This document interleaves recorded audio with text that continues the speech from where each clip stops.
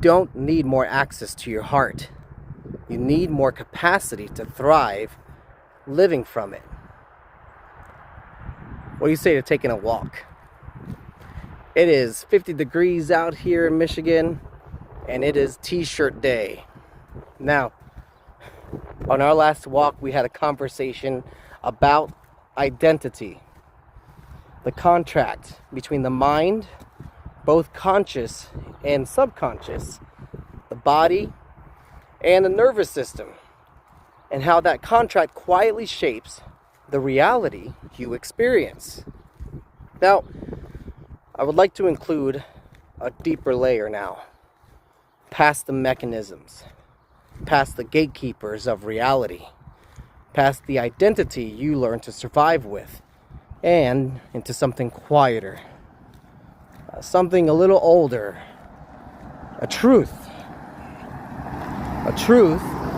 that lies underneath all of that.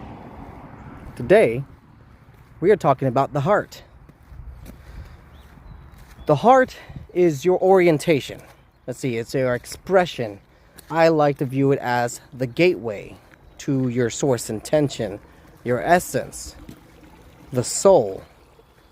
The heart is a mediator. It's a communicator between the soul and everything else.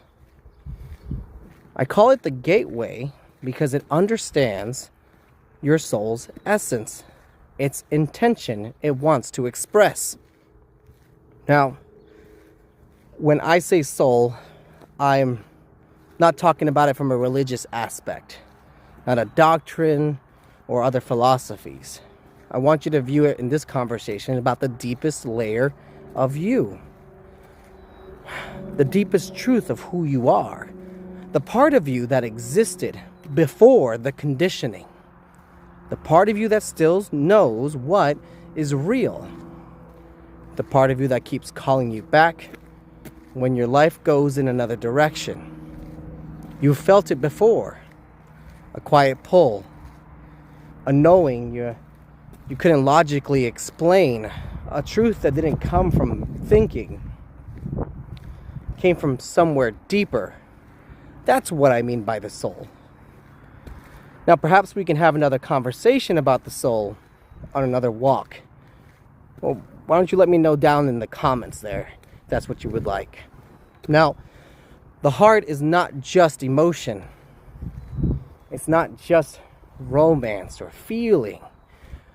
Like I said, the heart is a communicator between your essence and your lived reality, between your soul and the systems built to protect you.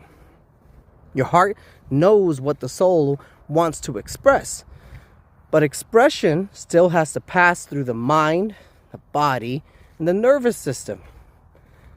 Now, most people already hear their heart in theory. You may be one of those.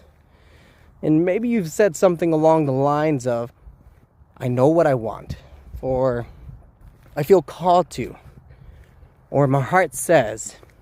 However, something holds you back. Your life does not move in that direction. Why?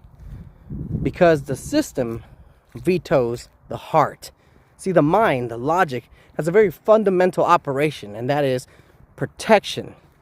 That protection, which gathers information from the body through the nervous system and its interactions with society and its dangers, both real and perceived through our identity, has that power. And so here is an area where manifestation tends to break down. The heart can know exactly what wants to be created and still be overruled by the system. Manifestation isn't blocked because of lack of desire. It is blocked by your capacity. The heart may reveal the direction, but the whole decision, the system decides whether you are allowed to walk there. The heart states, this matters. The nervous system replies, that costs safety. The mind translates, be realistic. Now is not the time. Look at what can go wrong. So then, you fight back. I'm going to visualize harder. You try to believe stronger. You force positivity while the system hits the big red button and shouts danger. It is not because the heart is wrong in its interpretation of the essence. It is because the system learned survival before expression. You see, this gateway, your heart, is the first point of contact between essence and form. But this gateway still needs structure, the body, regulation, the nervous system, and interpretation, the mind. When this happens, the heart goes from inspiring to painful. This is why so many people feel heart-led but stuck, inspired but frozen, called but exhausted. You are not broken. You are trying to push expression through an untrained system. The heart may reveal, but it is these mechanisms that allow. Now, the current culture of manifestation often treats the heart as sufficient. It'll say, follow your heart and the universe will follow. Yes. And furthermore, train the system so the heart does not feel like a threat. Many of you listening do not need more access to your heart. You already feel deeply. When you are still, you know. You sense the direction. What you need is the capacity to flourish, living from it. Otherwise, the heart becomes a source of longing, a place of grief, a gateway that remains closed, locked, with the system holding the keys of practicality and protection from it. When the system no longer experiences the heart's truth as a threat, that's when real manifestation begins. When the body can hold it, when the nervous system can regulate through it, and the mind can interpret it past the fear, then something changes. Not forced, maybe a bit magical, not always instant, but it always becomes inevitable.